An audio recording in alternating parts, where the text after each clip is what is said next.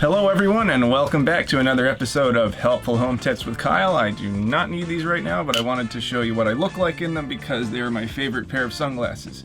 Anywho, I am next to a gable vent fan in an attic. Today I would like to talk about attic venting systems, what you should be aware of, what you should look out for, signs that the venting system isn't working quite correctly.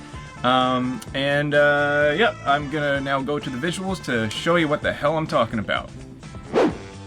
Okay, so this is the gable vent that I was standing next to at the beginning of this video. There's also another one on this side. This house has only gable vents and nothing else. It does okay, but the fan in the house is necessary because the attic turns out to get very hot in the summer. Luckily, it does not get too cold or too moist in the wintertime.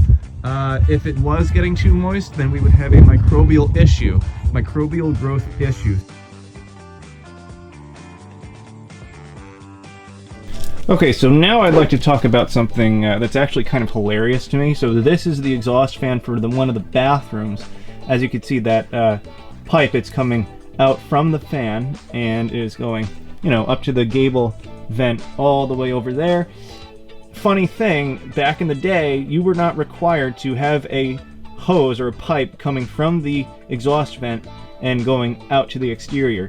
They used to actually vent directly into the insulation, just right there, and that's ridiculous because exhaust vent air from a bathroom is moist, and when you put moist air right into insulation, you're going to cause a mold problem. So sometimes we find that in old houses where there is no pipe like this and the fan is just blowing right into the insulation, and that's a simple, easy fix, but it is something to be aware of. If there is a mold issue of any kind and it's in the insulation, this may be why. So we look for this kind of issue, and we also look to see if they actually did it right. They did it right here, so good on them. Thumbs up. Let's see if I can thumbs up. So the good thing is that this silver pipe here, this is properly venting and directing that exhaust air from the bathroom out through the gable vent here. This white one, however, is broken. As you can see, it's kind of sloppily venting into the attic rather than to the outside, out to the exterior. So what this may cause is a moisture issue and a mold issue eventually, because when you have moisture trapped in the attic, you're going to see a whole bunch of mold on the roof decking here. Now you can't see any here because, like I said, this attic is actually doing pretty good. But this is something to be aware of. This is something that we tend to point out. It's a really simple thing. As you can see, you just got to fix that little pipe there. No big deal. Okay, folks, so this is a ridge vent. It's on the ridge of the roof here, the pointy part. And it's not going along the entire house there, but anyway, this is a sort of a mesh material, so to speak, that creates a space between the shingles here and the shingles here. It's an air space, and it allows the air, hot air and cold moist air to vent out of the attic.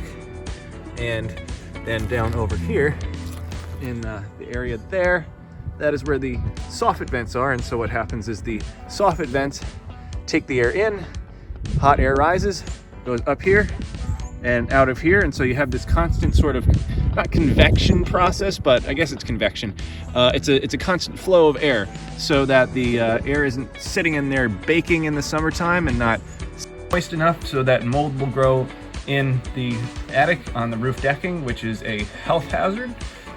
It is also going to cook the roof and shorten the life of the roof in the summertime when the attic is too hot underneath. And I am now going to get off the roof before I kill myself. So something that's not too uncommon to find that's causing a venting issue is when you have insulation stuffed into the soffit vent area, or the soffit vents themselves, and that blocks the airflow through the soffit vents. Very easy to fix that problem.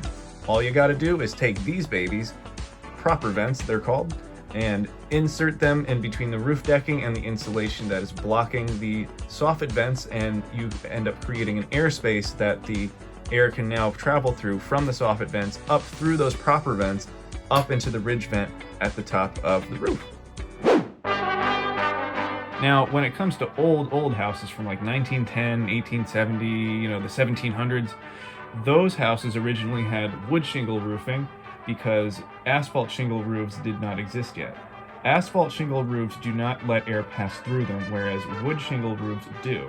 And so wood shingle roofing on these old houses actually used to be the venting system along with gable venting, or just a window that you can open and close.